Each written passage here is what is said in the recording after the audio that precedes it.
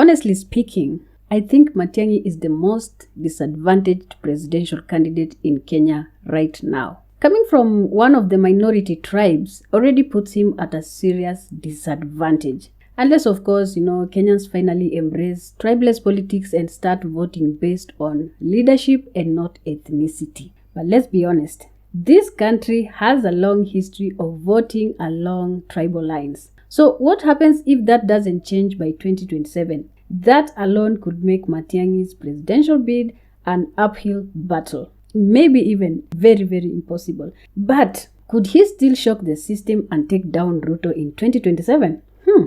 Let's talk about it. Na sijawakaribisha by the way. Please forgive my manners. Welcome back guys. This is 254 News Network. Hapa ni Politics Unfiltered. Also, let me give a huge shout out to my amazing subscribers, both new and returning. Thank you so much guys for being part of this journey.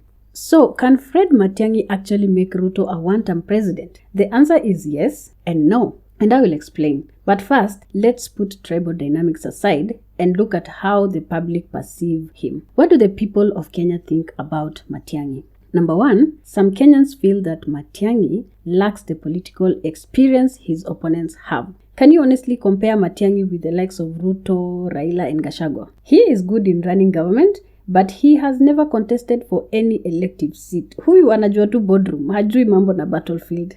Huyu jamaa ataona dust. Number two, some Kenyans don't like his leadership style. He is remembered for his authoritarian leadership style. In a country already criticizing Ruto for being a dictator. Hapo itakuwa ngumu. Number three, some Kenyans also haven't forgotten his controversial past. The extrajudicial killings in River Yala still haunts his image. We can't ignore these red flags and pay for the price later. So then what must he do to win? Well, this is where the tribal dynamics come into play. And for him to win, he must, number one, secure the Kikuyu vote. And number two, he must also secure the Luo vote. And let me explain why this is very important. In Kenya, the presidency is largely shaped by how three major communities vote, if tyranny of numbers is anything to go by. Number one, the Kikuyus. Number two, the Kalenjins. And number three, the Luos. Every tribe matters, don't get me wrong. But any serious presidential candidate must win over at least two of these tribes to stand a chance. Lakini sasa, here is the reality. Kalenjins already have their candidate, so they are not available. Don't be misled. Kalenjins will vote for Ruto asubuhi na mapema. That then leaves Matiang'i with the Kikuyu vote and the Luo vote. Let's begin with the Kikuyu vote. Can Matiang'i win the Kikuyu vote? The answer is yes, but it won't be easy. And let me explain. If Matiang'i forms his own political party and partners with Rigathi Gachagua, with Matiang'i as the flag bearer, then he might secure the Kikuyu vote. But there is a problem. Matiang'i and Gachagua are not close. Tusidanganyane. Matiang'i humiliated Gachagua so many times during Uhuru's time. Na pia tabia zao hazifanani, Gachagua might have been corrupt or still corrupt. Maybe hana plan saizi as the way people are saying. But Gachagua hajai wa mtu. Okay? Hata tukisema wacha tuwafananishe wote. Ruto, Matiang'i na Gachagua. Tukisema ni corruption, wote check, check, check. Competency, wote check, check, check. Experience, Gachagua and Ruto check, check. Matiang'i, extrajudicial killings, hiyo nawacha mjaze, hiyo ni mtihani. So you can see kwa hii list nani ana deserve kuwa president. Moving on, scenario number 2. If Matiang'i runs on Jubilee ticket, it becomes even harder because there's a growing narrative that Uhuru Kenyatta is reviving Jubilee to divide Mount Kenya to help Ruto win. Mchezo wa tauni, So using Jubilee might be politically damaging.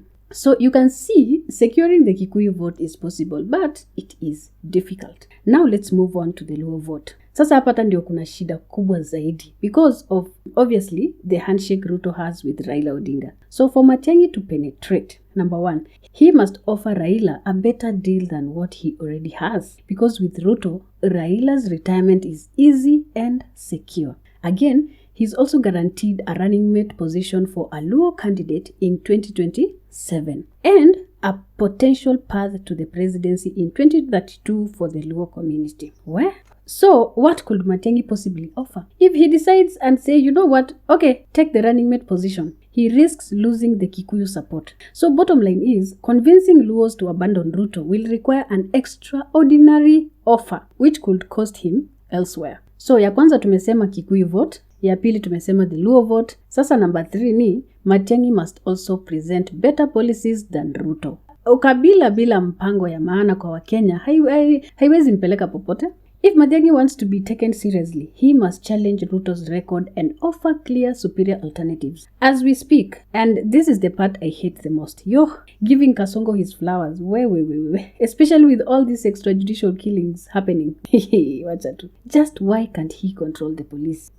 Anyway, kitu ya kwanza Ruto amefanya, he has subsidized fertilizer, and with this the country now produces more maize than it has in decades. Number 2, coffee, tea and dairy farmers now earn better. Number 3, we can produce enough sugar for our consumption. Very soon we might even start exporting sugar. Number 4, jobs have been created. I could go on, but sitaki kuumwa na kichwa nikimpatia flowers. So Matiangi must show us what he will do differently and better. Hizi tatu zikifail, amebakisha option ya Gen Zs. And here we are assuming Gen Z is a movement that does not recognize tribal politics. So watokee kwa wingi na wamvotie. Na mnajua Gen Z wanafanana kila mahali. Hawapendi pia kukontroliwa. Reason why they might not vote for an Idi Amin. Kwani wanaweza toka kwa Hitler only to vote for another one? No. Matiangi yako tuna shida kubwa sana. But again, guys, I could be wrong. This is just my analysis. Don't crucify me now. If you believe there's another path Fred could take to overcome this dilemma and win, feel free to share your thoughts in the comment section below. If you also found value in this video, kindly give it a like, share, and keep supporting me by subscribing.